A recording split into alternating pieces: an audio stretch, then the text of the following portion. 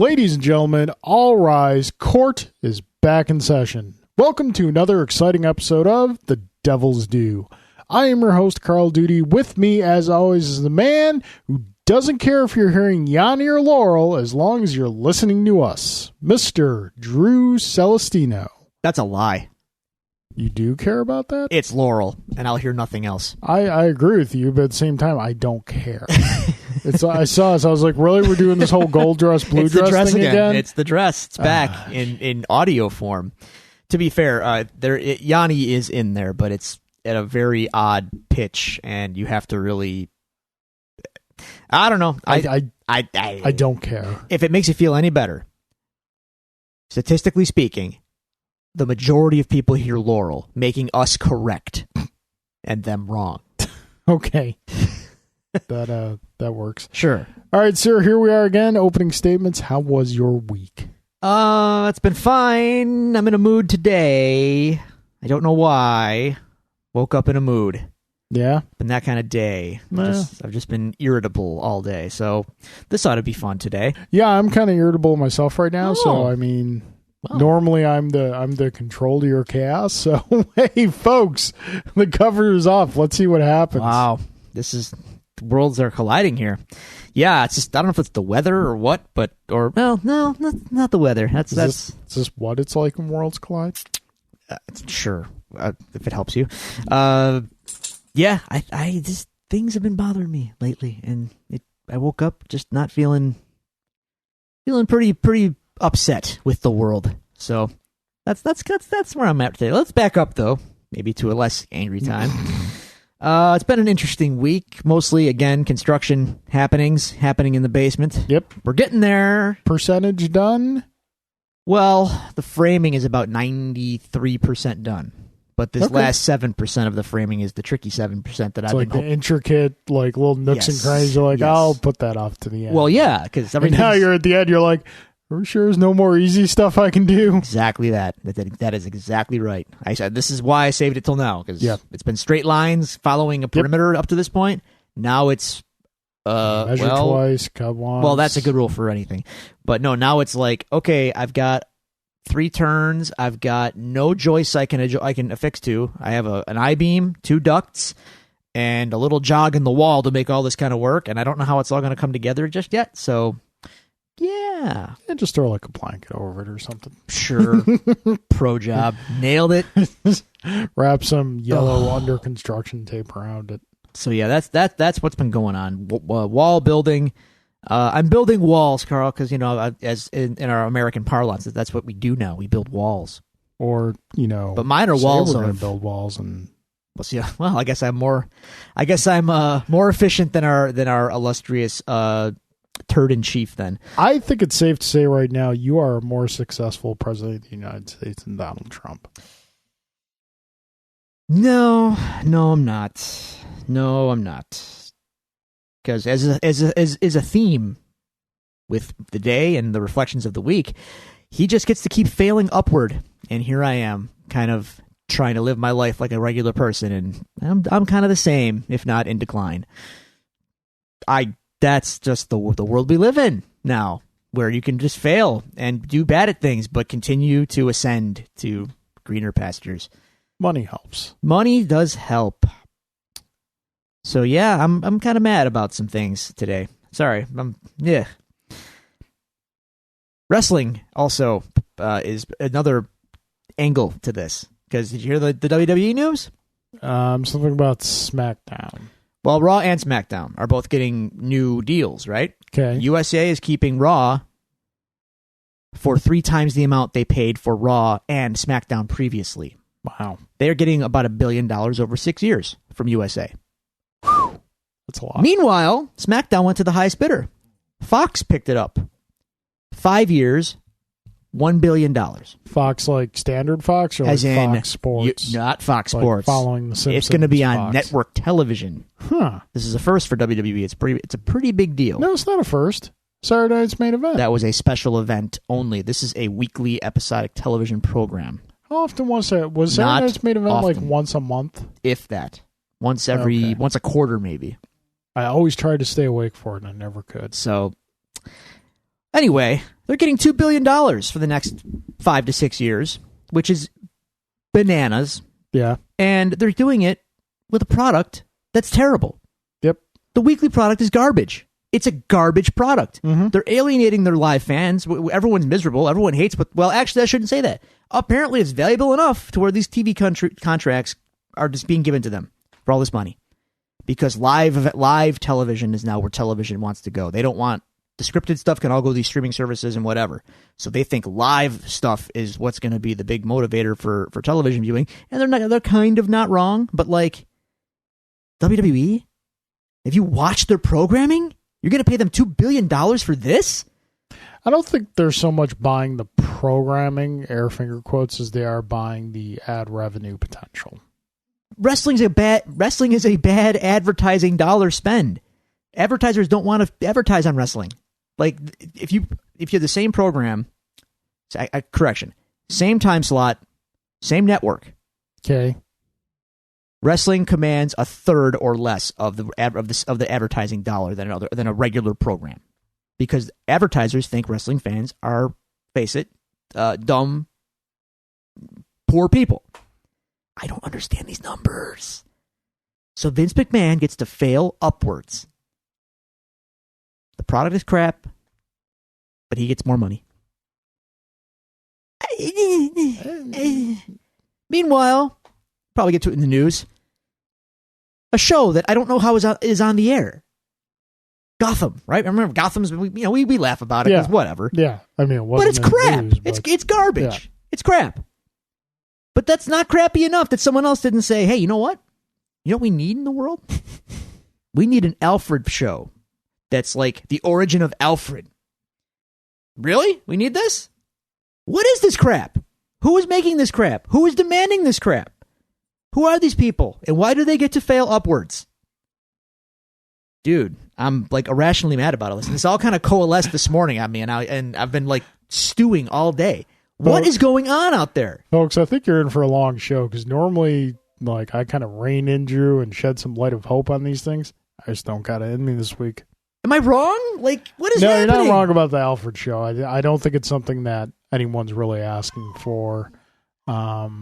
This is just all terrible. Everything is terrible, and I'm kind of tired of it. I'm being real blunt about it right now. Everything is terrible, and I'm kind of getting burned out. Lego Movie, you lied to us. Everything is not awesome. So anyway, we had games after I did some construction on Friday evening. We did. At your place. Yes. That was fun. I enjoyed myself there, at least. I appreciate y'all coming out, because, I'll get to that in my week. But yeah, we introduced you to some new games. I don't remember what they were called. Hero Quest? Heroes Realm. Hero Realms. That was pretty good. Pretty good. Card drafting, deck building. Yeah, kind of a competitive, Legendary-esque kind of game. Yeah, more directly competitive. Oh, yes, very much. Legendary is, because Legendary is like we're all working together. At the end of the game, we tally up the points to see who scored the highest. Right. This one, we're straight out just like attacking each other. It's a free-for-all. It was good. good. And you and I were hammering back and forth on each other for a while until we decided, till we noticed, like, hey, Adam and Alan are hammering on us too. And they have a lot more hit points than we do. Yeah. Well, at least more than me. You were hanging in there pretty good for a while. Well, I had a lot of healing cards. Devils do unite. Briefly, until I was unceremoniously killed. But I avenged you. You did. In fairness, I would have killed Adam before he killed me, or after he killed me. Yeah. Had he not killed me, my next turn was going to obliterate him. Such is life. And then we played Azul? Yes. Azul. Interesting game. Took me a minute to kind of get the mechanics down, and I was struggling because I wanted to eat the pieces. Starburst, they right? look like Starburst. Yes, I told they you. They really did look like Starburst. The whole time playing, I'm like, man, you read Starburst. Yeah. That's... I'm not going to lie. I kind of wanted Starburst after I left your house. Yep. Starburst. I got a hankering for some Starburst. I got a fever. It was not to be. The only cure. More Starburst. Anyway, there's no bad Starburst flavor, right? Not of the original. Right. Yeah, forget about the offshoots. Just the original. Yeah, I've never really had much of the offshoots, so I can't. Tropical. And you don't need any of that. It's like lifesavers. They're all good. Yep. They're all Couple of the tropicals are good too. I don't. Are you talking Lifesavers? Or Lifesavers. Starburst? Okay, I'll take your word for it. Okay. Anyway, and I had a band practice on Saturday as well. First one back since February. Our drummer, his foot has healed from the mosh pit incident. Yeah, the mosh pit, the Machine Head mosh pit incident of February. So jumping into people hitting themselves. I got no pity for you if you get injured. He didn't jump in. He was on the floor, and someone. Things happened, man. I don't know how it happened, but it happened. But he's back now, and it went really, really, really well. So that's exciting. We have some stuff coming up. So July 27th. No practice at all in between that? Not really, no. It's been me kind of working on stuff here by myself and stewing about this and that. So, yeah, we're kind of back on track, kind of, but it's complicated. July 27th, though, we are going to be taking the stage yet again. So look for that. I'll have more details soon. But July 27th, put it in your calendars and do attend. That's all I can say. So, yeah, pay attention for that. Sunday, construction. That's really it. I hung at home and grilled some food, and that's the gist, man. That's been pretty uneventful, despite my big ranting earlier.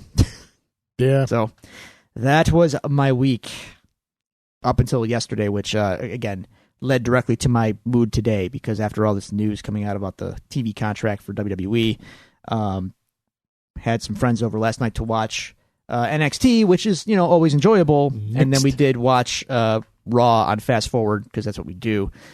And it's just awful. It's awful programming. And I sat there looking at this going, do these networks, are they watching right now thinking that they should renegotiate these contracts? Because this is just terrible.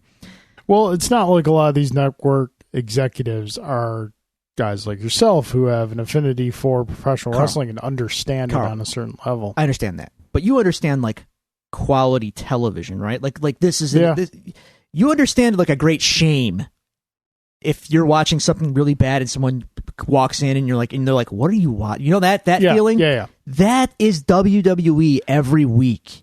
Well, all right. Let me ask you this. You've said the ratings have been in decline. Do you happen to know, like, particular numbers to where the ratings are at now? Because I'm wondering what that is compared to, like, the highest rated network shows. They're not in decline, like, on a weekly basis. Basically, what's happened is, since the Attitude Era, the late 90s, early 2000s, like the golden era, there are less than half the people that used to watch wrestling watching wrestling. Okay. Less than half. But, like, do you have, like, numbers? Numbers are meaningless, but the Raw is usually Not in this situation. This is all about numbers. We will talk numbers, but most people aren't going to understand what they mean. Basically, Raw is somewhere in the twos. It's in the twos. Okay, sometimes lower, sometimes higher. That's a hit show on network television.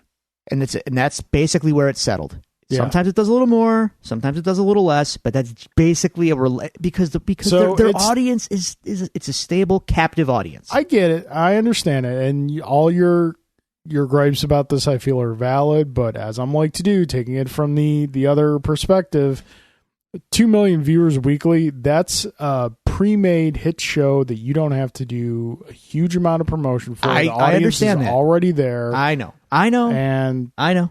$1 billion to these companies is not a lot. How dare I? I'm not saying how you're dare wrong. I demand a quality product? I'm not saying you're wrong. I'm just putting it in perspective. I get it, and I find it all grotesque and stupid, and no one should be giving them any money. But that's just my opinion. Man, folks, if you're still with us at this point, good on you. Anyway, right, so my week. Let's see, Thursday. Yeah, nothing big happened on Thursday. Thursday night was X-Wing night, as it usually is. And good show, good fun. Good. Keep it up. Friday, Julie left to go to our niece's college graduation. All right. In Potsdam. Originally it was going to be a family trip, but about maybe a month ago, I had a moment of clarity and realization. William, our 2-year-old son, will not sit still or be quiet for 3 minutes, Much less a ceremony. much less 3 hours. Yeah. And our niece's last name begins with T. Yeah, you're going to be there for the duration. Yeah. So I stayed home with William, which also turned out to be good because we got kind of like double whammy on top of that because another one of his 2-year molars are coming in. Well, those are fun. No, they're not at all. Okay. So Friday, I stayed. Julie was gone from Friday till Sunday afternoonish. So it was me and William for most of the weekend. As you mentioned, Friday night we had game night. That was all fun. It was me, you, Alan, Adam. You got to meet Adam, show contributor. I swear that I've met him before. It's really strange, but he's just got that face. Maybe he's got a recognizable face. He's got a face you can love. And then so Jen came by later, so that was fun. We did that. Saturday, William was kind of feeling a little rough. He was just very groggy and not really with it because of the teething and whatnot. So we kind of chilled out during the day, skipped going to Nickel City Con. Yeah, I bypassed the con altogether. Originally, I was going to go and bring him, but the way he was feeling, I was just like, no, that's not a recipe for good. Saw a lot of pictures. Apparently, a lot of people had fun, so guess it was a really big success again, which is good because this is the con I think the city deserves, and they're growing. So more on them. We chilled out, and typically when we try to get William to relax or whatnot, we throw on a Star Wars movie.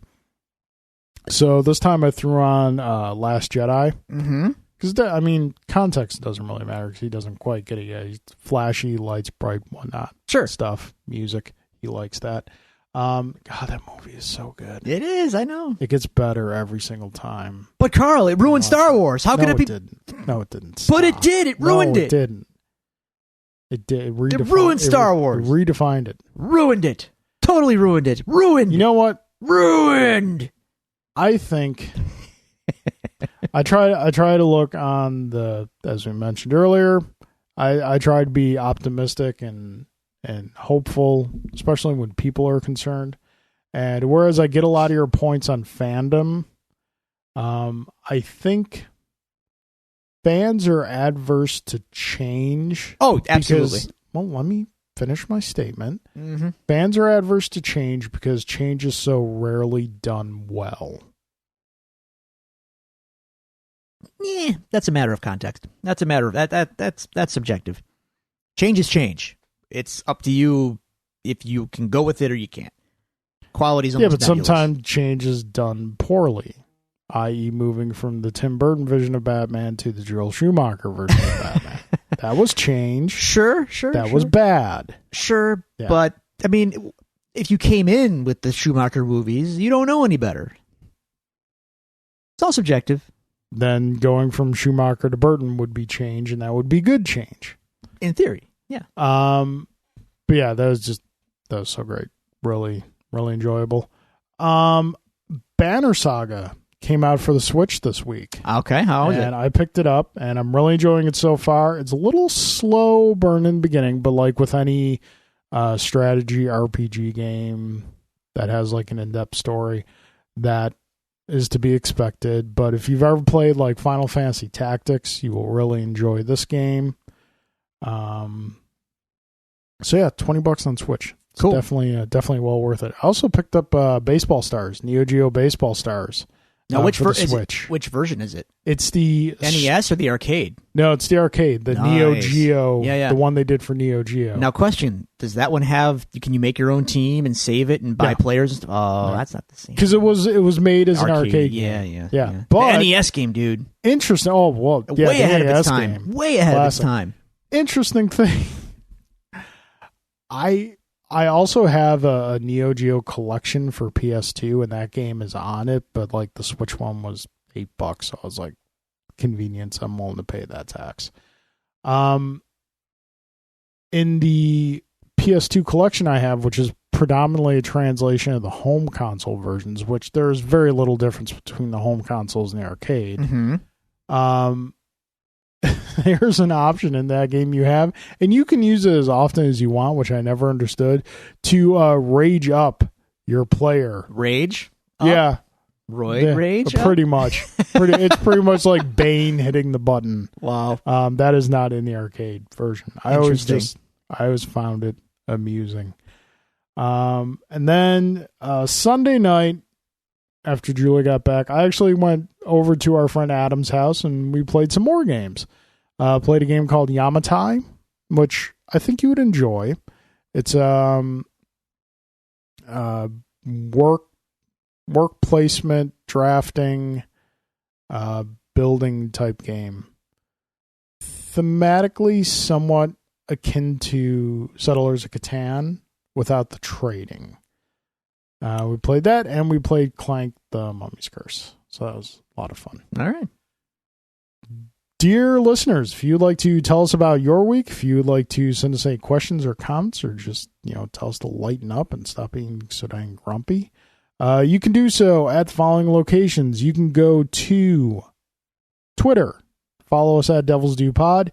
You can email us at facebook.com/Devils Do Pod. You can go to the Devils Do Pod. Facebook us at facebook.com/Devils Do. Email us at thedevilsdopod@gmail.com, or you can find all these resources available to you on our website, thedevilsdopodcast.com. That being said, we have a return of the Rumble and Frenzy of the Devils Do. Okay. I'll let them decide which was which. Mr. Alan Waiters and Mr. J. Gelsomino. Starting with Alan. Drew and Carl, what is the worst video game you ever played? Oh. I mean, wow. There's so many There's to a choose lot. My from. NES childhood was littered with poor rental choices. I know mine, but you can argue as to whether or not it can even be considered a video game. What is it? It's Mighty Morphin Power Rangers for the Sega CD.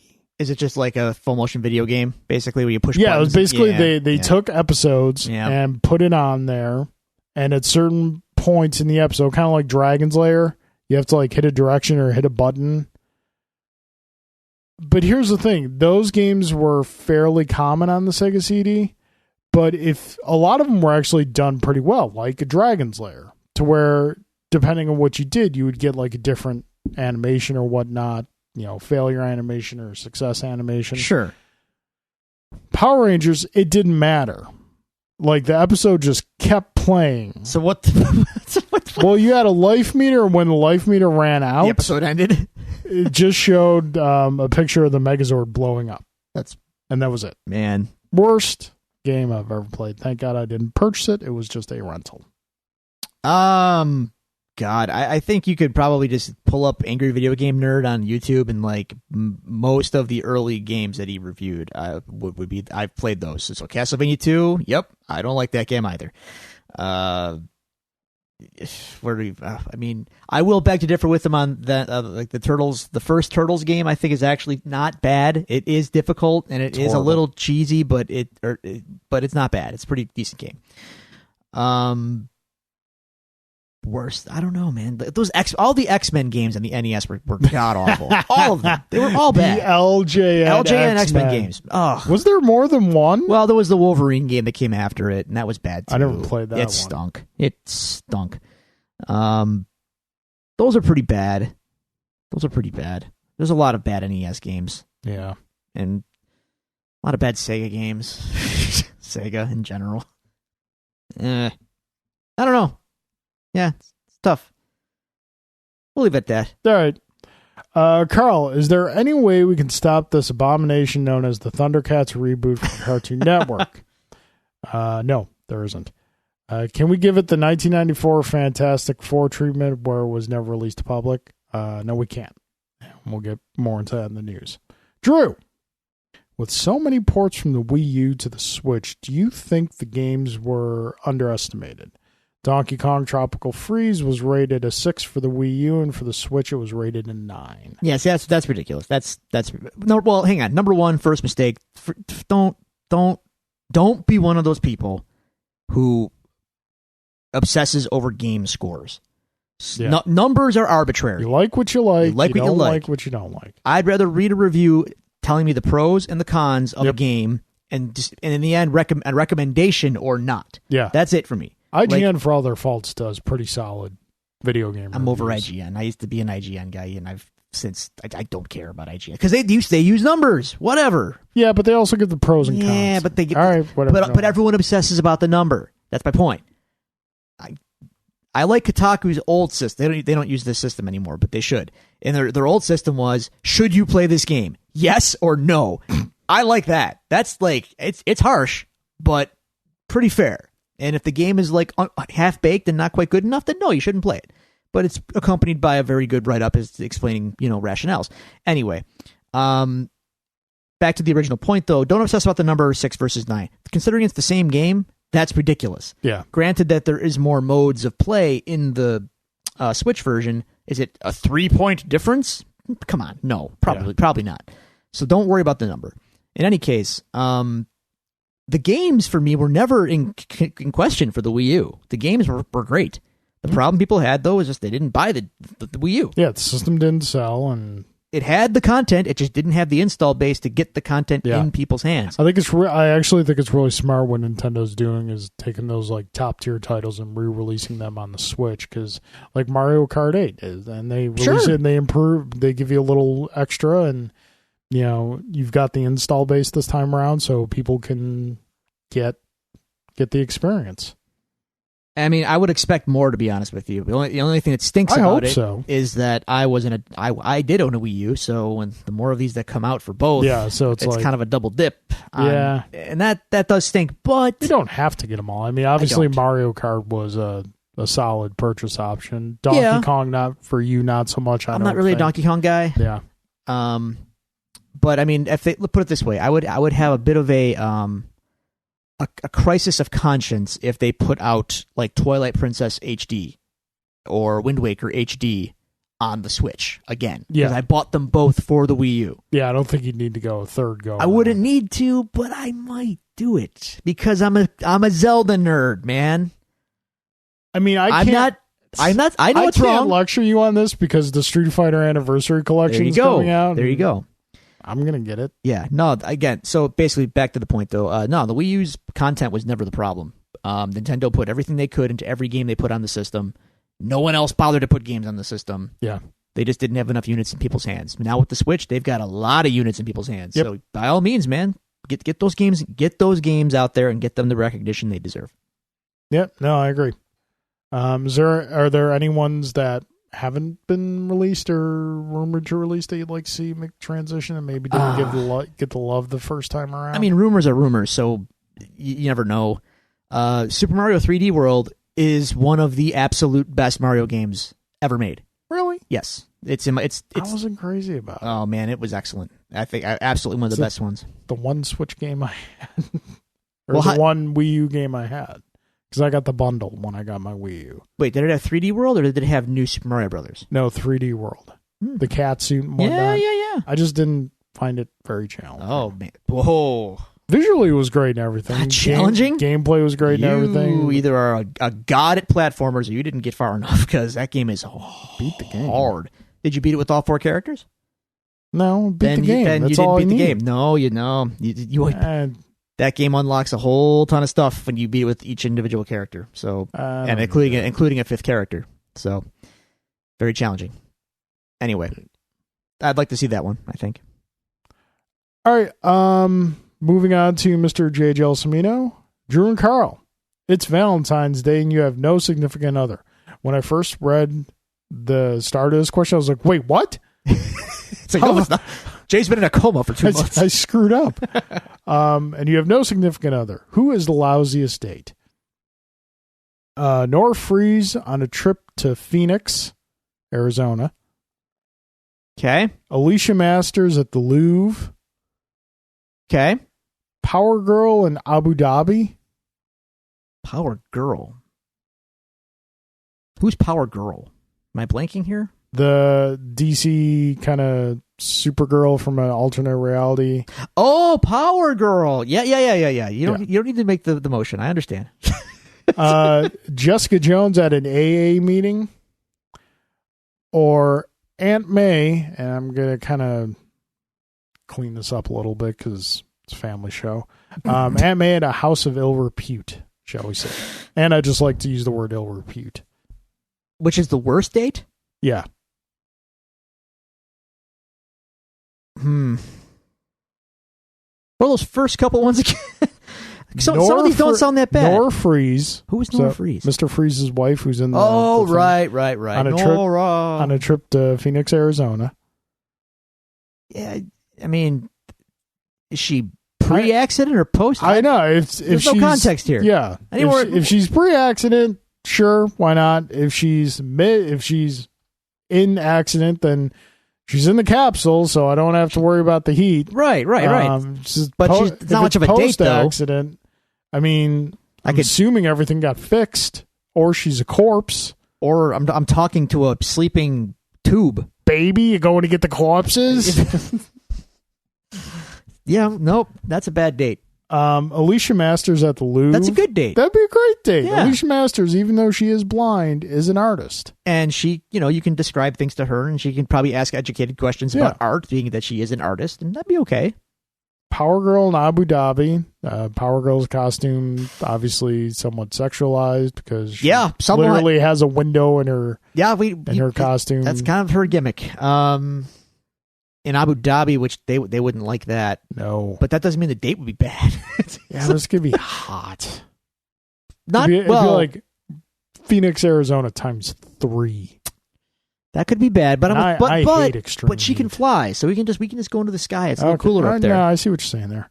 Jessica Jones at an AA meeting. Number 1, would she go? Number 2, if she went, it was probably because it's like court ordered or something, which means we could probably just grab a drink afterwards. Yeah, sure. Yeah. Or Aunt May at a house of ill repute. Which version of Aunt May are we going with here? That's fair. That's fair. Because I've seen The Wrestler, and I'll party down with Marissa Tomei anytime. I'm going to go with Jessica Jones at AA meeting. Nora doesn't sound like fun to me. No. Because she's kind of dead. Kind of. Yeah. And that's not how I get down. Mostly dead. There's a difference between mostly dead and all dead. Yeah. Drew, it's Valentine's Day and you have no significant other. Oh, wow. Okay. Kenny or Coda? Oh, God. Kenny or Coda? Who will win Drew's heart? I mean, my heart belongs to Kenny, but Coda's a very pretty man. Just gonna put it on Front Street. Kota Ibushi is a very pretty man. Jay, this is for you. Prettiest man I ever saw. So that's a real Sophie's choice. I mean, wow. Kenny, I can't. I have to. Okay, Kenny, because at least I can talk to Kenny, because I don't understand Japanese. Yeah, but I'm sorry, but that's not to diminish any affections for Kota. Yep, but they have each other, so they don't need me. Okay, allegedly. It's ambiguous. It's funny. It's great. Carl, what would be your favorite Dragon Ball Z saga? Have you been watching Super? Also, have you played Dragon Ball Xenoforce 2? I bought it sight unseen at Toys R Us for the Switch on a nice cheap discount. Video games at 50% off now there. Thinking it was not an RPG game. Lo and behold, an RPG game. I haven't really played it yet. Just wondering if you did, and if you had any thoughts on it. I'll take these in reverse order. I have not played Dragon Ball Z Xenoforce 2 or 1. Last Dragon Ball game I played was Dragon Ball FighterZ. It's insanely fun. Little rumors here and there that's coming out for Switch, so I have a feeling that will be a very popular game.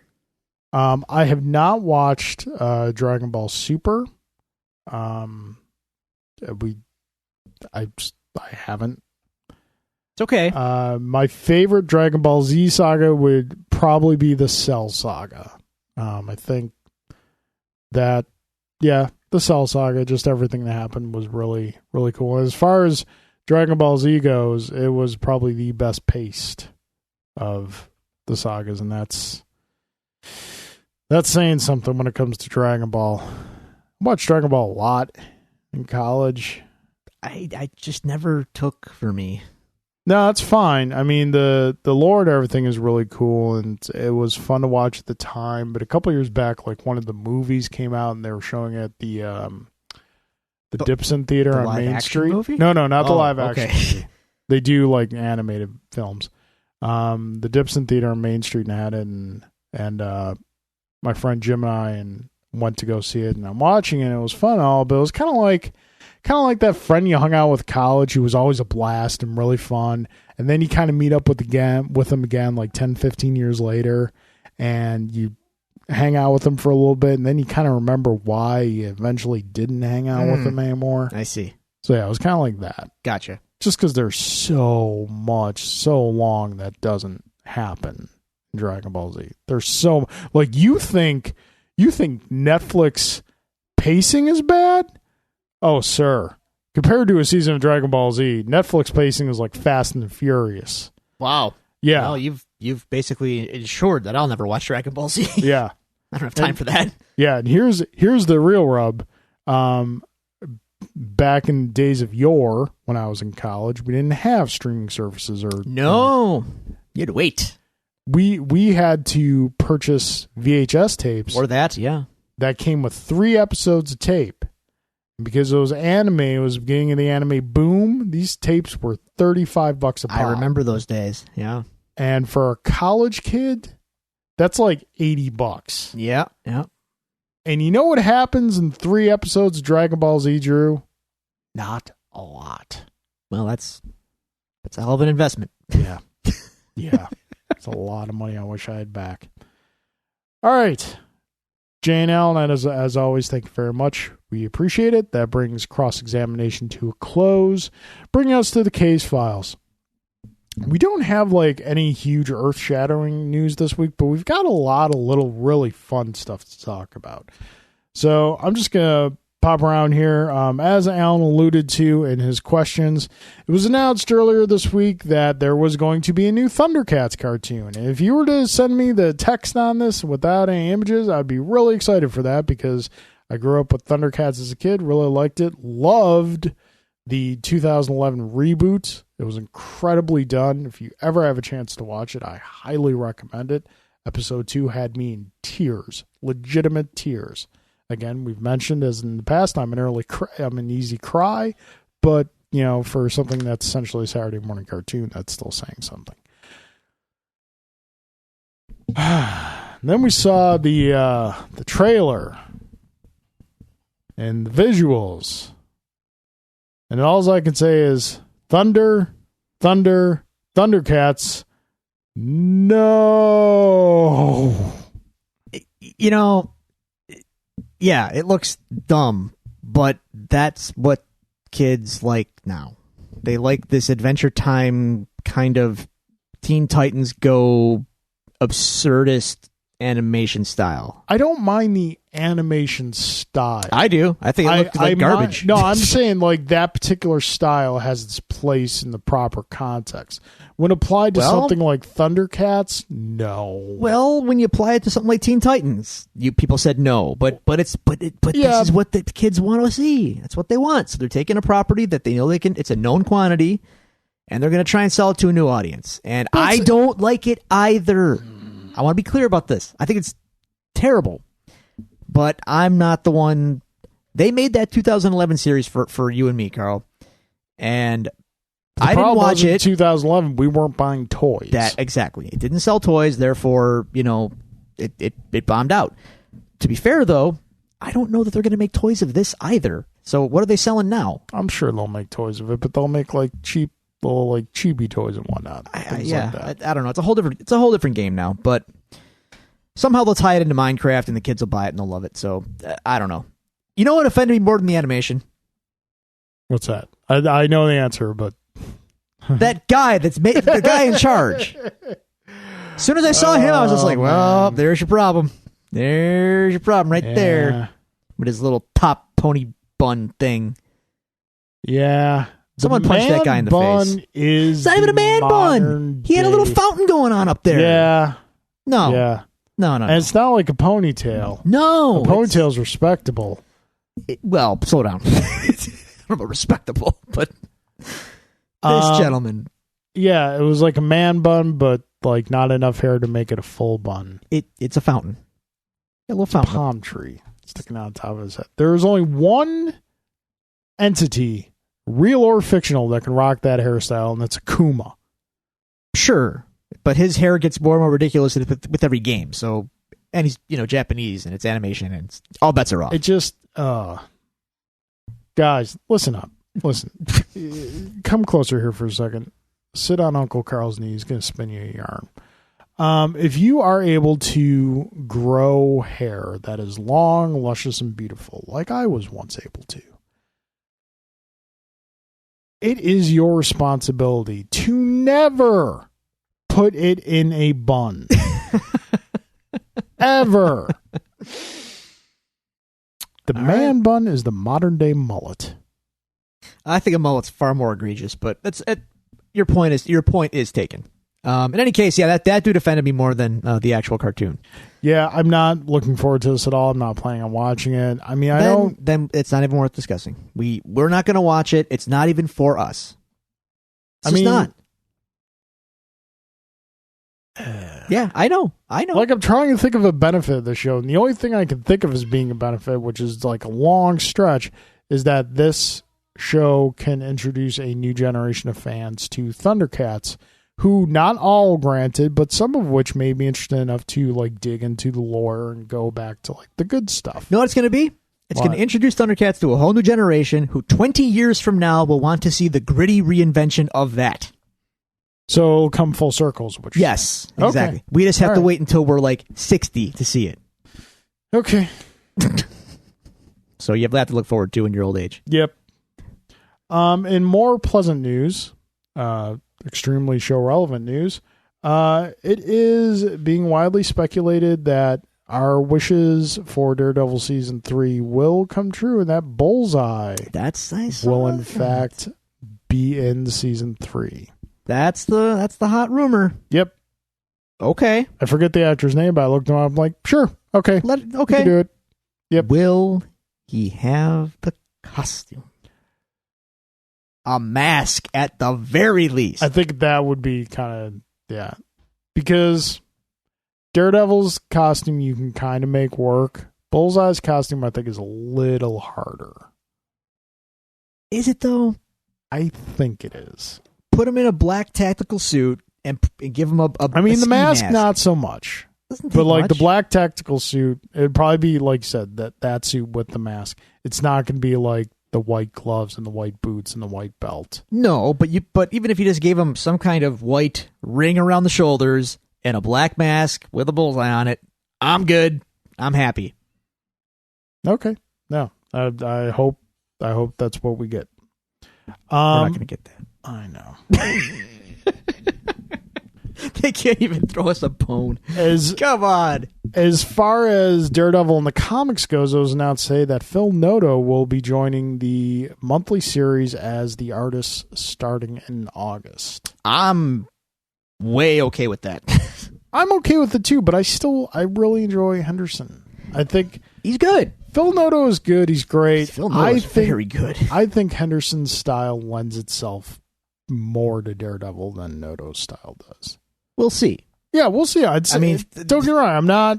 Noto did that a Black Widow series a few years back. That, I mean, man, stellar artwork. So I know he's going to bring a very high level of quality to the Daredevil. So yeah, I'm okay with this. It was also announced today from Sony that, shocker, oh boy, go on. The PS5 is in development. Well, by extension, we learned that. What they really said was that the PS4 is in its end phase. Yeah. Which, 5 years? Number one, has it really been almost 5 years already? Yeah, That's- 2013. November, it'll be 5 years. That's which is kind of going by insane to the me. old console life cycle. So wait, 5 to 6 wait. years was the norm, and then Yeah. PS2 and Xbox, or no, PS3 and Xbox 360, and they almost got like close to 10 years out of that. So wait, you're telling me that the PS4 Pro it didn't extend the lifespan of the PS4 by another 5 years? I'm sure the PS5 was in development before the PS3. Man, this is all PS. ridiculous. I'm sure the new systems go into development like a month after Probably. the PS4 was released. I don't know. I guess time-wise, it makes sense. But I can't be the only person out there thinking like, number one, wow, already? And number two, like, I feel like this console generation has been very underwhelming. Like, I felt like it launched without killer apps right away. It's like, Yeah. it was almost like launched with the promise that the killer apps are coming. Yeah. And here we are 5 years in with the PS4 and the Xbone, and we're still kind of waiting for those killer apps to land. Yeah, And you're they not really, wrong. I mean, there's been some hits, There are some gems. but the 360 PS3 era was like practically a golden age in a way. Yeah. There were so many great games on those consoles, and this generation's just kind of been like, yeah, it's a couple good games here or there. I think. I mean, you're definitely not wrong. I completely agree with It's you. totally on different that. feeling than It the just last gen. feels. It feels like this generation never really got started. That's a good way to put it. It just It's always it like I think happened, it, I and think then it surprised us that it's been 5 years because it feels like it never really got going. right. I think one of the things, I mentioned this to you earlier, is one of the things that this generation faced as far as a console perspective is this was the first generation to see a major shift in where and how video games are played. This was the first generation of Steam. This was the mobile games being a mobile big thing. Yeah, Nintendo, changing the dynamic with the Switch. Well, that came both later, home, but true. but still. And I mentioned to you earlier, I would be very surprised because as much as I prefer Sony to, I usually choose Sony over other consoles. Sony does usually adopt what Nintendo does, either directly or make an improvement on it or whatnot. Rumble, motion control, things like that. I would be very surprised if the PS5 did not have some sort of portable functionality to it. And you're not wrong. That seems to be the way to go. It does, but my counterpoint to you was to do that, they'd have to either sacrifice price or power. I think they might be willing to sacrifice power because I think that both Sony and Microsoft, well, I think the Xbox One is the last traditional video game console Microsoft is going to do. I think Nintendo showed Sony that you can be successful without having the most power.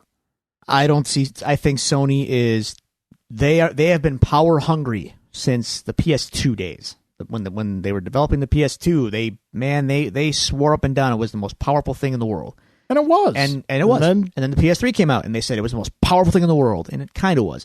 And then the 4, same thing. Like it's and it is, but it's more powerful than the Xbox One. Sony loves power. And in turn, it's not just Sony that loves the power. Developers love power. And developers love power, but it's funny because it's not until the most graphically beautiful games traditionally don't happen till the end of the life cycle of a system because the developers have had the time to learn the ins and outs of the system. Sure. So to do a portable thing though, Sony would have to either sacrifice that power, don't see it happening, or release a powerhouse with some kind of additional portable component that's going to add to price. And they learned the hard way with the PS3, there is a price break that people will not go with. You can't charge $600 or whatever for a system. The sweet spot is that $300 mark. Like that's $399 is kind of the ceiling. That's the ceiling, sure. So one of those two things is going to prevent them from doing a portable They could. They very well could. Yeah. I'll be surprised. I mean, clearly people want it because the Switch is, the Switch. But the Switch also has it's got a little bit of that magic Nintendo dust on it where everything just works with it. Mm-hmm. Like, it all comes together as a cohesive whole. And I don't know that Sony would be able to make something as seamless as that, which is why the Switch was so great, because it was just it just all worked so seamlessly. But that's because Nintendo embraced it and said, this is what we are doing, period. If Sony does it, I feel like they would try to do it. I'm not going to say they would do it like half-assed, but they wouldn't commit to it fully the way Nintendo would.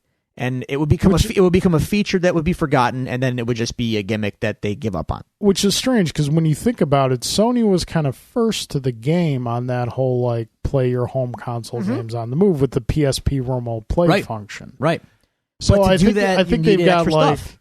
Yeah, that's true. They've got the infrastructure there to be able to do something like that. I think regardless, the next console generation, for lack of a better term, is going to be very different from anything up until this point. I think we're definitely going to be moving away from the traditional console design functionality. I bet that doesn't even use. I bet the media itself is going to change. It's not going to be discs. I'll call it right now. Either they go to gigantic SD cards, which maybe not. Yeah. Or they might do it. They might be ready to fully commit to the model that they couldn't commit to with the PS4 and the Xbox One. That's digital only. I could see that. I could definitely see that happening. I think we're still a generation maybe two off from digital only as far as video games go, because I want to think that people wouldn't, if there's no physical copy available, I don't think people are going to be willing to shell out $60 for a game. I agree with you. I don't want to. I like having the thing. Yeah. But the next generation, man, it's not the same for them. And if they did that, say goodbye to GameStop. Oh, yeah, for sure. They're done. So whatever. I know. I'm not going to shed any tears for GameStop. I don't think Sony should either. Like, you're a retailer. What do we care? So it's gonna be interesting. Change is a coming.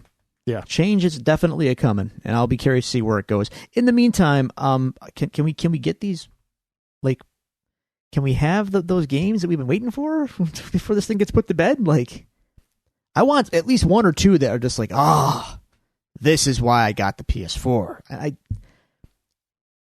Well, I mean, you got Doom. I did have Doom, Doom. And that's in the cockles of my heart. Doom. The PS4 has been by no means a failure. No, yeah, no. That's not. It just hasn't had that same blockbuster feel that the last gen had. There's no single game that defines it. Yeah, like PS3, I would say Uncharted. PS2, Final Fantasy, or GTA. It's toss up between those two. PS1, I'd probably have to think on a little bit more. Final Fantasy 7. PS1, Final Fantasy, PS2, GTA. That was a GTA generation, and Metal Gear Solid 2. Yeah, and 3. Geez, yeah. Even though I don't like them, but they were big. So yeah, but like, I mean, you can Zero Dawn, but as great as it is, it wasn't. It came out at the wrong time. Yeah. It just fell in Breath of the Wild shadow. But this is not just a Sony problem. Microsoft, same thing. Like, I don't know where these Microsoft. I don't want to say the Xbox One was dead on arrival. It was, but I'll say it. It was. Like, they just killed themselves. They did. They absolutely did. There's no recovering from that. No. They would have had to slash the launch price considerably. But again, I don't think Microsoft's going to make another console. Probably not. I really don't. I think they're going to stay in the game business because they're pushing Windows everywhere. Yeah. Whatnot, yeah. so good point. They're just going to be like, you're right, Lucas. He agrees. So yeah, I'm trying to think. I had something else to say. about this. But yeah, like the next Street Fighter collection's coming out. I'm gonna pick that up because Street Fighter. Mm-hmm. After that, Spider-Man in September. Dude, I don't care at all. But at the same time, like X-Wing 2.0 is coming out in December. Typically I have gotten excited about a new generation announcement and the, possibilities that come from that. My gaming dynamic has changed so radically in the past 2 years. Well, you have a child now. Not so much because of the child, but, and I've said before, I'm doing a lot more board gaming than I am doing video gaming. So this might be, again, all depending on what it is and what it launches with, this might be the first Sony system that I don't get right at launch. Oh, well, I never get them at launch. So. If I get it at all. You'll have one. If you'll just wait a little bit, which is fine because then you can get a good used one for a good price, get a bundle later. Waiting has its perks. Yeah. So don't worry. But interesting news. I'm curious to see where. I love video games, so I'm always going to be curious to see where it goes. The god awful costume aside, the Spider-Man game looks great. I can't get past the costume, man. What are they doing there? The White Spider. There's alternate suits that come with it. You can put him in the Iron Spider suit from Avengers Infinity War. Oh, okay. Yeah. That's kind of cool. Sure. It's better than the White Spider suit. Put it that way. Yeah. Okay, we have that going for us. Okay, speaking of Spider-Man. Okay. We got two, for me, big announcements for the next Spider-Man film. This week. First off, we'll start with the card opener, which, folks, this tells you how big of an announcement the main event is if I'm saying this is the card opener. We're getting Michael Keaton back as the Vulture for Spider-Man, I guess you would call it Homecoming 2 or Homegoing, or well, I guess it's going to be Senior Prom. Spider-Man's European Vacation. Because it takes place in London. I bumped up against that real hard at first, but after a while I was like, okay, fine, sure. But Drew. Yeah. Drew. Yeah. Drew. We laid this out. Somebody was listening to my wish list. Well, if we're going to talk about something else after the Spider-Man news, someone's definitely listening to our show. I'm just going to put that out there. I've got nothing after. Oh, I've got something after this. Okay. So, somebody's been listening to my wish list. They've been checking twice if I've been naughty or nice and decided to give me an early Christmas present. Drew! Yeah. The villain in Spider-Man 2 is gonna be Mysterio. As soon as I saw that, I was immediately like that meme of Homer Simpson about the chili. I'm gonna miss the chili. They say he carved his spoon himself out of a bigger spoon. There's gonna be Mysterio in a movie. Just watch out for those ghost peppers. Yeah. So they are talking to Jake Gyllenhaal to play Mysterio. What? Nothing. Yay. What's wrong with Jake Gyllenhaal? What is wrong with Jake Gyllenhaal? He's what? Give me a legitimate reason. He's perfectly whatever. He's fine. Sure. So yeah. He's an actor. Who's in movies. So you can't even give me a valid reason why you don't like him. Because I don't have a valid reason to like him, but he keeps getting work. It's like, okay, Gyllenhaal. He's one of those guys whose name keeps popping up for stuff that you want, and it's like, why? Well, he's been he was always rumored for either Batman or Harvey Dent. Well, if he's Nolan days, if he's joining up with the Marvel camp, guess who won't be Batman? Because that was rumored for a while. So I guess Affleck might be coming back. That's the hot rumor. I don't care about that right now. Okay, Drew, we're getting Mysterio. Will they give him the bubble head? You got a pretty cool Vulture outfit out of this franchise. The visual of Mysterio is tough to justify on the screen. With all his shtick, his ability and everything, easily explainable with all the stuff they've shown tech-wise in the Marvel Cinematic Universe up to this point. Like the whole, remember at the beginning of Civil War, the whole, Tony doing the memory projection thing. Mm-hmm. It's Mysterio. Just like... Sure. And I can, thinking even kind of deeper into it, he can fool a lot of people easier in this world, because in this world, things like aliens and monsters and supernatural stuff is not uncommon. So they're going to be more apt to buy an illusion as real. Sure. As someone in the world who doesn't have that stuff. As far as the outfit goes, I hope, because I love that outfit. I think you'll get some version of it. I hope so. Probably no cape, but they'll give him some kind of a bubble dome.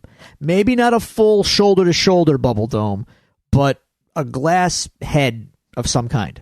These are the things I would need for the costume. Like the three needs would be the bubble dome, the cape, and the eyes on the chest. The eye clasps for the cape. I could see them giving you two of those three, but not all three. Really want the cape. I want the cape. I want the mist that dissolves Spider-Man's webbing. You'll probably get that. Yeah, I want it all. I want it all. I'm getting Mysterio in a Marvel Cinematic Universe movie. Look, if I can't have Bullseye's costume, you can't have Mysterio's. That's just where we're at. So yeah, that is exciting. That's very exciting. I wonder if Scorpion will make an appearance, seeing as he had a cameo in Homecoming. Wouldn't surprise me. I'm impressed that they haven't gone back to the Goblin Well yet. Or the Doc Ock well, for that matter. As far as the Goblin Well goes, I think they're smart enough to know they have to leave that on the shelf for a while. I would love to see them go back to the Doc Ock well. As much as I loved Alfred Molina as Doc Ock, I do have some problems with that. He wasn't quite evil enough. It's not that he wasn't quite evil enough. I mean, the whole fact that he turned good at the end. Yeah, exactly. That's kind of the point. Thing. And he wasn't arrogant enough. No. He needs to be much more arrogant. Yes. So yeah, it's interesting because these movies are being made by Marvel, and on the one hand, we all kind of thought like this is their chance to do Spider-Man right? Yeah, and they are, but they're not remixing. They're not. They're still carrying it forward. So they're not rehashing the Goblin, which even Sony couldn't resist doing with, when they rebooted it with Andrew Garfield. They're not giving us Doc Ock again. They're not giving us Electro again, or whatever the heck that was in that movie. They're not giving us the Lizard. They're pushing forward. No, here's the Vulture. Here's Mysterio. Like, we're getting new stuff. That's kind of cool. I like that they're giving us things we have not seen yet, and still, making us wait in case they ever do decide to give us the stuff that we have seen before, but under a new Marvel light. Yeah. So you got me thinking about it. I'm going to make a crazy statement here. I think the Amazing Spider-Man series, the two Andrew Garfield films, did more, quantity-wise, did more things right than they did wrong. But the things they did wrong, they did really wrong. And kind of really hurt it. I don't disagree with you. They did. Lizard was great. Lizard was cool, but Gwen Stacy was good. Gwen was a good call. We got web shooters. We got Captain Stacy. I mean, we got Captain Stacy. There was a lot. The probably the perfect casting of Aunt May and Uncle Ben. Who was Uncle Ben Martin again? Sheen. Yeah. Who literally looks like Steve Ditko's drawing of Uncle Ben. Sure. And Sally Field as Aunt May. Sure. That's all good stuff. The costume in the first movie was terrible. Yes. But the second movie. The second movie was the best film costume. I'm inclined to agree. Although I really do like the Homecoming with the eyes and see, that's the thing with the Homecoming. It's the eyes. Yes, the rest of it is just. It's fine. It's fine. But no, you're right. Fine. The Amazing Spider-Man 2, though, great costume, fantastic costume, the big eyes, the big Spider-Man. Yeah, I like that a lot. So yeah, the whole lizard story in the first one was great. The visuals of all he looked when he was Spider-Man. He looked like Spider-Man. He acted like Spider-Man. I've said if we could just take Tobey Maguire's Peter Parker and Andrew Garfield's Spider-Man and mash them together, perfect. Yes. It's okay though. Tom Holland does a good job. Yeah. Number 2, again, the costume, the Spider-Man, that when he is Spider-Man in that film, his performance is perfect. Sure. We got I enjoyed Rhino. Yeah, I can't get with you there. I thought it was better than a guy in a was essentially like a Halloween costume. Especially at the end, I just thought it was great. I liked it personally. Okay. But where they fumbled big. The Goblins, Electro, jerky Peter Parker, and punk rock skateboarding cool kid Peter Parker, which is not Peter Parker. But he wasn't like cool kid, so he was a skateboarder. So what? Nah, he was a little too cool for school. You know what the thing they did was that none of the other films have done is they handled the Peter Flash dynamic perfectly. Because they establish it in the beginning that, Flash is a bully, he's picking on Peter and whatnot, but towards the end of it, they give you little hints of the friends they will eventually become. Because Peter and Flash eventually become best friends. They give you little hints of that in the film. That's something that not even the Raimi films did. Yeah. But yeah, the thing he was on a path to becoming Deathstroke, you see, so for 5 seconds. But the things they fumbled hard. Electro, the Goblins. Yeah, the parent storyline with the underground subway car and what are we doing here with this? Yeah. What is this crap? Anyway, so yeah. But you're getting Mysterio. I'm happy. You said you had something after. Oh yeah, I flooded our little chat about it. I'm not sure if you saw it or not. I didn't. I'm busy looking at the stuff. Well, you should pull that up because they're listening, Carl. They are listening to us.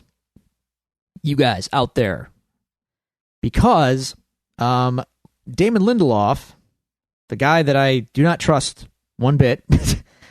But here we are. He has published this letter on his Instagram account. Yeah. And here's the deal. Yeah, I saw that earlier. I thought you were talking about the whole Darien Lake thing. No. How is the show relevant? So he is doing the Watchmen adaptation for HBO, we've talked about this a few times. And I told you that I've kind of come around in a big way in my way of thinking about this, that Watchmen is a perfect comic book, and it's a comic book about comic books. Yeah. Adapting that to a movie, Zack Snyder visually did a good job. Yeah. But in doing so, he lost all of the nuance and subtext and basically the point of what Watchmen was about entirely in the translation. He thought it looked cool, so he made it look cool as a movie, which basically, folks, that's Zack Snyder in a nutshell. Mm-hmm. Looks cool, bro. Sick. That's why 300 works so well for him. Because it looked cool, and it's dude bro stuff and violence. Yeah. He knows that. Subtlety, nuance, subtext? Bro, I don't do subtext, bro.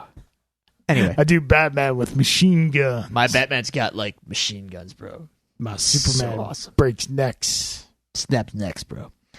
No, so basically, after dealing with all that, my original thought was leave Watchmen alone. I'm taking the Alan Moore stance. Don't touch it. It's sacred. Never go near it. And then the HBO series stuff kind of came up, and everyone's like, they could do a 12-part, and this has been said for years. Do the 12-part miniseries, adapting an issue of the comics per episode, right? Mm-hmm. Sure, that's an avenue you could take. But again, the comic is great because it's a commentary on comics. Like, from their history to their conventions to their, problems to why they work, why they don't work, why superheroes work, why they don't work, and the medium, and yada yada. Putting that into television changes what it's about. It's because now you're not a comic book anymore. You're a TV show, and it's different. And if you really want, and we said this on the show, I said this, that I think the way you do it, if you're going to do it, is you avoid it somehow, or you tell it from a slightly different angle or a different light, or you adapt it in some new way, be it a contemporary retelling or some kind of realignment of it. You truly adapt it, as opposed to just, slavishly recreate it on the big screen. Yeah. David Lindelof has been apparently listening to our show because he published this letter where he basically says that's what they're doing. The Watchmen TV show is going to be a new story entirely. It's going to take place in the same universe as Watchmen, but with new characters in the future of the world that Watchmen takes place in. So post Rorschach's Journal being released. Exactly. Which is timely given that Doomsday Clock is going on with DC right now. I was just going to say, it's been a hot minute or two since we've had an issue of Doomsday it Clock. Got severely delayed because, of course, it did.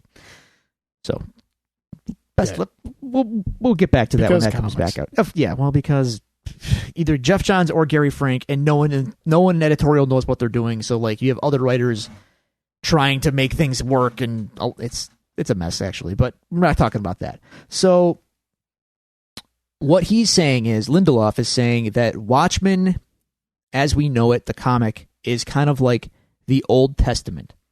And what he is doing is the New Testament. So, everything happened. Night Owl, Rorschach, Dr. Manhattan, and the comedian's dead, and the monster. All of that has taken place. This story will be in an unnamed future of that world, where maybe we see some friends that we've seen before, maybe not, but it's going to tell a new story about new people in this world. Cool. And I don't hate that idea, because that's again, the original is what it is, and it can't really be messed with without changing what it is. Mm-hmm. So if they must adapt Watchmen, then this is an angle to do it, provided that you have something to say, and you are going to say it with some level of proficiency in this show. Don't just be a cash-in, please. Yeah. Have something to say. Call it like After Watchmen. I don't care what you call it. Just you can call it Watchmen, but I think this is interesting, and I'm still skeptical because Damon Lindelof and I are not buddies. Because I watched Lost to the bitter end, and I still hate him for it. But you fault him for something that wasn't his fault. He was the co-guy. Him and Carlton Cuse, they were the big two guys on the show. Yeah, and they had everything planned out. Then NBC came in and screwed it all up. Not really. They had 4 seasons planned. NBC wanted 10. And they came back to 6. Well, then they still had 3 years to cobble it together to work. And it stunk. I disagree, but... It stunk! No, I'm not saying it didn't stink. I mean, I've never been the biggest Lost fan. I could kind of take it or leave it as it is, but I'm just saying that you're putting the blame solely on Lindelof, and I don't think it's his fault. I mean, they were the writers, but whatever. So, yeah, that's interesting news. I'm okay. Let me see what you got. Alrighty. So that brings a close to the case files, which brings us to the rustling of the papers. Let us catch back up with our favorite alcoholic private detective. Eddie Valiant? Maybe some, yeah. The crossover you never knew you wanted. Touche. Did you see that that trailer for I think it's called like Happy Street Killings or something? Melissa McCarthy with the puppets. You know, I saw a still shot and I was just like, what is this about? It's kind of like Who Framed Roger Rabbit, But with Muppets? But with Muppets. And Melissa McCarthy. And Melissa McCarthy. You're not selling me. And it's rated, it's a hard R. Oh, see, I don't want to see that. I don't want to see Well, Muppets. it's not like the legitimate Muppets. I know, but they're Muppets. No, they're not. They're Fluppets. The GoBots of Muppets? Yes. We'll call them Fluppets. The GoBots of Muppets. Wow. Oh, boy. All right, so episode 2 entitled Freak Accident. Drew, this episode opens up at a familiar and beloved location. The Josies? Jesse's at Josie's. I didn't, you know. I'm like 99% sure that was Josie's. The bar's on the opposite. I don't think it was, though, because the bar's on the other side. No, the bar was flipped. Yeah, the bar. It's trust me, it's the same. Pool tables there and everything. But it's not. Jess is sitting at a bar that's on the left side of the frame, looking out towards the street. Josie's in Daredevil has the bar on the right side of the screen, looking out towards the street. Because Jess was shot from her left side, and most of the shots in Daredevil were done from the right side. But either way, you're looking towards the street, and the bar's on a completely different side of the room. No, the bar's not looking out on the street in Daredevil. All right. I want to believe you. I'm skeptical, but okay. So, Jessica's hitting the bottle pretty hard. Yeah, I have a note that says try sipping as opposed to just slamming. I don't think she's drinking for purposes of tasting it. No. I think she's just trying to mainline right to that effect. But I mean, how okay. Well, yeah. she's powered, she's in hand, so it probably takes more. She's got the Wolverine thing going on. Yeah. Okay. All right, that's fair. So she's kind of drinking for whatever reason, primarily because she's Jessica Jones. And she did find out that she found the place where she was experimented upon in the previous episode. So she had flashbacks. She's kind of traumatized. Kind of triggered. And then she gets hit on by like 80s. Zach Morris is at the bar. Not even Zach Morris. It's like the guy who was like William Zabka's sidekick who didn't have a line. Wow. He was just there for scenery. Okay. That's the guy that hits on Jessica. And you're thinking, she's going to like put him through the bar or something. Nope. No. He gets his wish. Kind of. Kind of. I thought they were in a dumpster at first. Well, that should tell you that it's Josie. When you saw the shot of her hands on the green metal, I'm like, are they in a dumpster?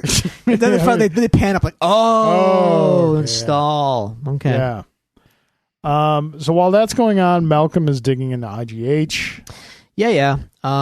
We find out that Dr. Kozlov owns IGH or whatever. It was all registered to him. But he died, Carl. He did. In a car accident. Conveniently. Freak accident. Never should have happened. There's a lot of the Wizard, freak accident. Yeah. Dr. Kozlov, freak accident. Funny how that works. And Wizard kind of reappears in this episode in one form and another, one of which with the cops coming to Jessica's door, asking about him, and everyone when Jess goes to his apartment. He has a mongoose. Yeah, are those legal to have? Probably not, but I think so. I'm a fan of mongooses because they kill snakes. They do. Didn't G.I. Joe have a vehicle called the mongoose? Probably. Yeah. I mean, it fits with the whole snake theme. Yeah.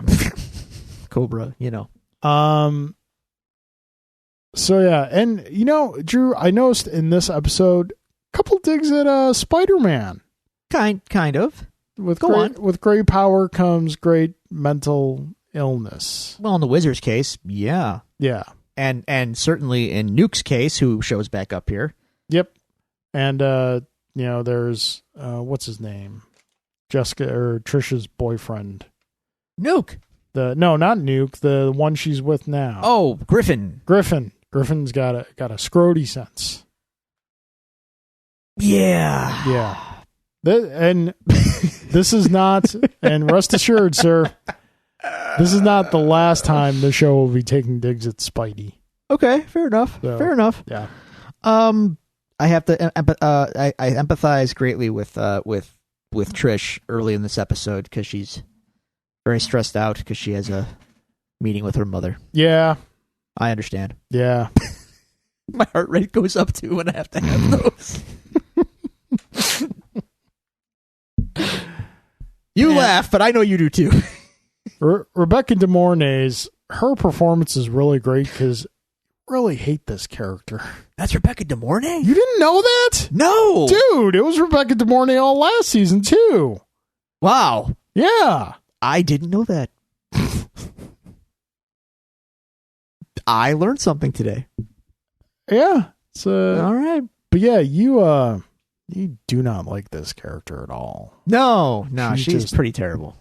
The worst, most predictable, lame excuses for everything. And we find out she basically pimped out her daughter to a sexual predator. Yeah, kind to get a of. role in the movie. Yeah, kind of. So It yeah, was established in season 1 that she was pretty trashy she's manager. like the worst possible showbiz mom. She's like Macaulay Culkin's parents. Just the worst. All right. Showbiz parents. You know what she is? She's like Lil Tay's mom. What? Oh, Carl, I'm sorry.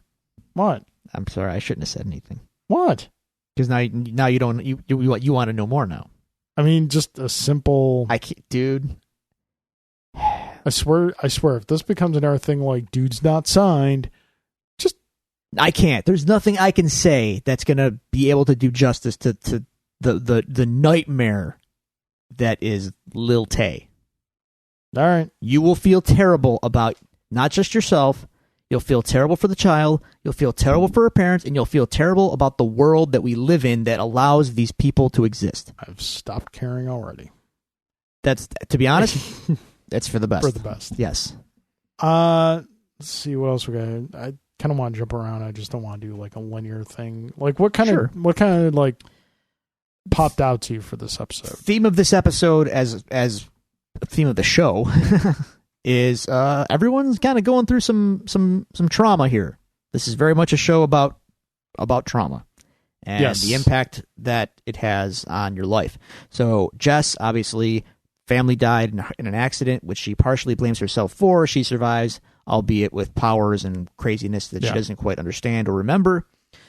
Trish re-encounters, in investigating these kinds of things, she re-encounters the director that assaulted her when she was a teenage actress, and she kind of has to deal with she has to deal with the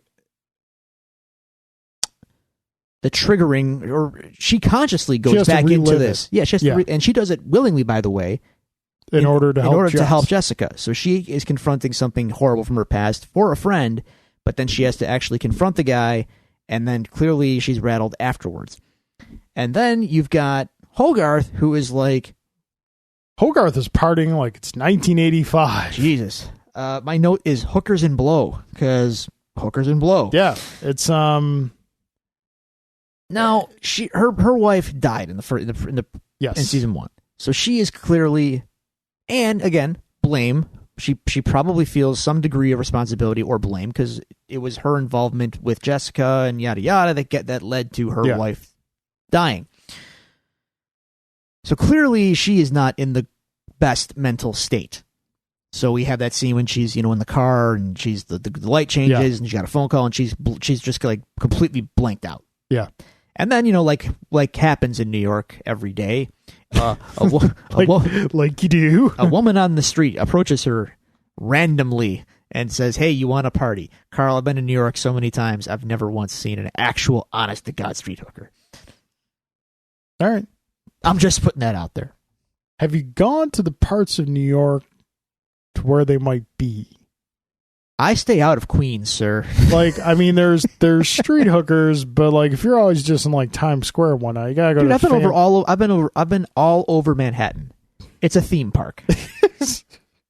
It's not like the 80s anymore, man. They're not just out there flaunting like they used to be. Okay. But in here in this show, we get some shorthand, and there she is. Hey, it's Yep. Julia Roberts coming over the ground. And it's like, number one, they don't exist anymore. At least in my opinion, not like that. Not where they're going to approach your vehicle. Number two, it's convenient that this woman was in that place at that time, and that Hogarth rolls the window down, and she also happens to like have a thing for Hogarth, or like know that she might be trolling for something. I think that, I mean, we could probably all relate with Hogarth because we've all had that moment where we've gotten really bad news and we just need time to process and we just want to check out. Oh, she checks out. Oh, she checks out. Because it starts Way with out. 1. She ends up with 3. Yeah. And Party. cocaine and like Wine, I said, 1985. Pills. And no pizza, though. Pizza guy didn't show up. Pizza guy didn't show up. Price Chang showed up, though. Chang shows up. And that kind of gave Hogarth a gut check. So like, okay, time to come back to reality. Yeah. Readjust. Worlds are colliding. Yeah. A Hogarth divided against itself cannot stand. So she kicks. She was real mean about it, which I kind of felt bad for the girls actually. Well, she's Hogarth. But like she was having a good time. They're drinking wine, waiting for pizza, and then all of a sudden she gets like, Chang shows up, and then she just like all the stuff that she willingly did. She gets the money, and she just goes like, "Get out!" Like, oh, excuse us for Well, I mean, she doing what you asked us to do. We'll leave now. Poor girls. Do all our coke and kick us out? What's fine. just so inconsiderate. I don't know. She just, Yeah. I mean, at least say thank you. Exchange pleasantries. Yeah. Keep their phone numbers for later. So we get confirmed in this episode that yes, Simmons is back. Simpson, eh? Simpson, eh? One of the chair moisteners from Sector 7. from the nuke program, sir. Oh, God. And Simpson's stay is short. Yeah, I thought he'd hang around more. Nope. No, He's got a whole new perspective on life. You might say he's done a 180. Yeah, you could say that. Yeah, he's dead. Yeah. His head got twisted around. Yeah. So now, for Halloween, his costume is going to be Mel Brooks from Spaceballs after the transporter incident. Yeah. What? Someone tell me my butt is so big. Yeah. Basically that. So yeah, and then we also see the inhaler of the performance enhancer, which isn't the nuke pills per se. Yeah, it's not the pills. That's okay. Yeah. It doesn't matter because he's dead now. So, well, he came back to protect Trish. Yeah. That's what he says, and we take him at his word, which takes a minute because He obviously convinces Jess before he convinces Trish. Yes. Because Jess is like Jess is actually thinking, I think in this situation, thinking more rationally, putting, okay, if he was the one who wanted you dead, he had plenty of opportunities. And you're still alive where all these other people are dying. right. But number one, he walks off that gunshot wound to the leg pretty well, and number two, Trish can take care of herself because even though he shows up to obviously he wasn't there to hurt her, but she still managed to subdue him and put him in cuffs. Go Trish. Yeah. I mean, shooting him helps. Sure. But he doesn't last long because they're being tailed by something else. Yes. We have a shadowy figure. Yeah. Who can leap really yes. high. And can snap a physically enhanced human's head all the way around. Yeah, twist his head around like a bottle top. So clearly we're dealing with someone who's more enhanced. Yes. So And as Nuke has said, it takes a monster to kill a monster, which Jess reiterates at the end of the episode, but this time she's referring to probably herself. So she considers herself a monster. So that's kind of your episode. Jess is like, a lot of things happen in the episode and people say things to her to make her feel like a freak, like an other. Yeah. So the guy in the bathroom calls her a freak. The jerk Oscar, her superintendent, who throws her under the bus when the cops are at her door, when they ask about the wizard. Yeah, but we learn. Yeah, we learned. Oscar's. Yeah, he's still a jerk. Whatever. I'm in a custody battle. Big deal. Just, once again, someone without a kid. Dude, he throws her under the bus. Like He does to protect his kid. And that's. Whatever. You'll learn. Yeah, I'll lie to the police. Yes, I will. I'll learn how to do that. I'll be sure to put that on the list of things I'm going to do. Lie to the cops. Because that will never go wrong for me. In any case, he also says, like, your freak business is none of stay away from me and my kid when you're freak business. So Jess is, she's got a lot to process here. And now she actually she's confirmed that there is another monster on the loose, and she now is likely going to have to deal with it herself. And not only that it was like they were all pointing to Kozlov being the one who did the experiments, and they found out that it was not him, that there's someone else. Of course. Yeah. Of course. Yeah. Well, I mean, so I will say 2 episodes into this new season, people who have complained about it, I'm not getting why just yet. It's pretty good. It's pretty good. It's a good detective story. I'm fine with it. We got some good yarns going, good character stuff happening. I'm not bored by it yet, and that's pretty much, considering how, like I said, the first season dragged for me. We're into this one, and it's going fine. I'm very okay with it so far. Alrighty. There you go. So, that being said, brings our episode to a close. Want to thank you all again for joining us. Folks, we have a 100th episode coming up. This, I believe, is episode 96. So we're going to try and throw some special stuff together for the 100th episode that we definitely hope that you will be joining us for. Details to come, hopefully, within the next 2 weeks. If you like, you can send us any questions or comments to be read on the show at the following locations. You can find us on Twitter at DevilsDuePod. You can email us at thedevilsdupod@gmail.com. You can go to facebook.com/DevilsDuePod, or you can find all these resources available to you on our website, thedevilsdupodcast.com. Drew, that being said, any closing statements? Oh, we said so much this episode. I am feeling slightly better after doing this episode than I was at the beginning of the episode. So there's that. You brought a little joy to my day, Carl, is what I'm saying. I do what I can. Hopefully you're in a slightly better place, too. We'll say sure. All right. Well, there you go. All right, folks. Thank you very much for joining us. Court is adjourned.